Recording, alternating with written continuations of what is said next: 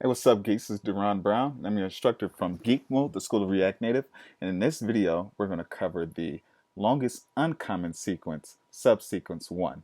So in the last video, we did the longest common prefix. Now we're going to do the longest uncommon subsequence. And this is pretty easy. We're just calculating lengths, and I'm guessing that you guys know how to do that.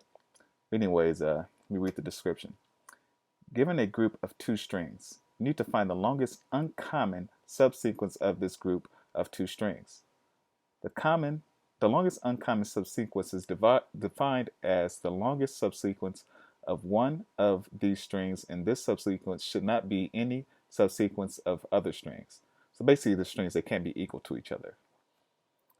A subsequence is a sequence that can be derived from one sequence by deleting some characters without changing the order of the remaining elements. Trivially, any string is a subsequence of itself and is an empty string of its subsequence of any string. The input of two strings and the output needs to be the length of the longest uncommon subsequence. If the longest uncommon subsequence doesn't exist, return -1. So I'm just going to jump into this one, because it's really a pretty easy problem. And the description, I think it confuses people a bit. So let's get into it. Make sure your screen looks identical to mine, and we're going to begin. Hey, what's up, guys? Darron Brown here. I just wanted to remind you, at the end of this video, make sure you check out the website www.geekmode.tech. There you can learn more about React Native, Firebase, and Redux. And also, if you haven't already, make sure you check out our free course as well. I'm sure you enjoy it. Now, that's enough of me, and I'll let you guys get back to the video. This equation by returning our solution. So if A is equal to B, we know that it's going to be false. Like, we want to return a -1. So let's take care of that. So we're going to return -1. Now after that, we're going to do math.max. Right? And we're going to check out the maximum length of value for between each one of our values, between each one of our strings. So we're going to do a.length and b.length. So max value, because of this, it should be 3. So I'm going to go ahead and I'm just going to console log this.